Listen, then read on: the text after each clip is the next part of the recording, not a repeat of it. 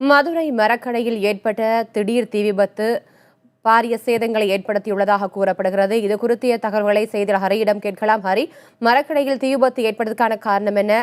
தீ விபத்தில் ஏற்பட்டுள்ள சேதங்கள் பற்றிய தகவல் இருக்கா? விவரங்கள் என்ன? ரித்திகா, பாத்தீங்கன்னா மதுரை மேலப்பெருமாள் வேஸ்திரி வீதிக்கு அருகிலே அதற்கு அந்த தெருவில் உள்புறமாக இருக்கிறது மரக்கடை சந்தைப்பேட்டை என்ற பகுதி. இந்த மரக்கடை சந்தைப்பேட்டை பகுதியில் ஒரு 10க்கும் மேற்பட்ட மரக்கடைகள், அதாவது வீட்டு உபயோகப்பொருட்கள் மரத்துக்கு தேவையான மரக்கடைகள் இருக்கிறது. அது தவிர இல்லாம காரு பழுதில் நிற்கும் டிங்கர் ஒர்க் ஷாப் என்று சொல்லப்படுகிற ஒரு 10க்கும் மேற்பட்ட கடைகள் இருக்கிறது. இன்று பிற்பகல் சரியாக 3 மணி அளவில் திடீரென இங்கு தீ விபத்து ஏற்பட்டு இருக்கிறது. அந்த தீ விபத்துக்கான காரணம் என்ன என்பது குறித்து இன்னும் சரியாக தெரிய வரவில்லை. உடனடியாக சம்பவம் குறித்து தீயணைப்பு நிலையத்துக்கு தகவல் தெரிவிக்கப்பட்டது. அதன் அடிப்படையில் 3 தீயணைப்பு வாகனங்கள் தற்போது தீயை அணைக்கும் பணியில் ஈடுபட்டிருக்காங்க. இது மிகுந்த நெருக்கடியான பகுதி. அதாவது நம்ம இருக்கிற இந்த மரக்கடை சந்தைப்பேட்டை என்பது காக்கா தோப்பு என்ற ஒரு பகுதியும் இதில் அடங்கியுள்ளது. இந்த பகுதி மிகுந்த நெருக்கடியான பகுதியா இருக்கிறது. அதற்குள்ளதான் கடைகள் எல்லாம் மயக்கப்பட்டு இருக்கிறது.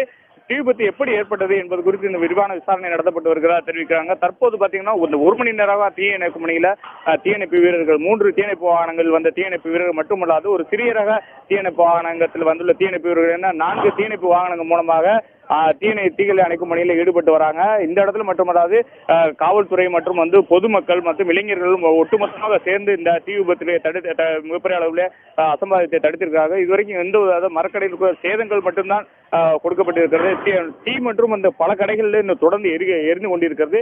இந்த பல்வேறு பகுதிகளில் இருந்து தீகளை கட்டுப்படுத்துவதற்காக இங்கு அமைக்கப்பட்ட இளைஞர்கள் தண்ணீர்களை கொண்டு வந்து தீகளை அணைக்கும் பணியில் ஈடுபட்டிருக்காங்க. தற்போது மதுரை மாவட்ட ஆட்சியர் வீரராகவராவ் இந்த பகுதியில் ஆய்வு மேற்கொண்டுள்ளார். அந்த தீ விபத்து அவருக்கு தகவல் தெரிவிக்கப்பட்டதை தொடர்ந்து மாவட்ட ஆட்சியர் வீரராகவராவ் தற்போது இந்த இடத்திற்கு அந்த பணிகளை முடுக்கிவிட்டுள்ளார். தொடர்ந்து அவர் ஆய்வு மேற்கொண்டு வருகிறார். இது மிக முக்கியமாக இந்த இடங்கள்ல மரக்கடைகள் முற்றிலுமாக 7 மரக்கடைகள் முற்றிலுமாக எழுந்து சேதமடைந்திருக்கிறது. இது தவிர 2 கடைகள் மணிக்கும் 2 கார்கள் அங்கு நிறுத்தப்பட்டிருந்த பழுது பார்க்க வந்த 2 கார்கள் முற்றிலுமாக இருந்து சேதப்பட்டிருக்கு. இதை தவிர ஆட்டோ மற்றும் இருசக்கர வாகனங்கள் எரிந்துள்ளதாக தீயணைப்பு வீரர்கள் தகவல் தெரிவித்துள்ளனர்.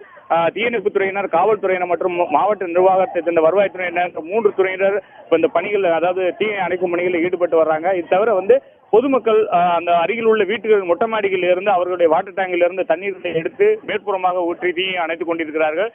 தற்போது இதுதான் நடந்து கொண்டிருக்கிறது. ரித்திகா.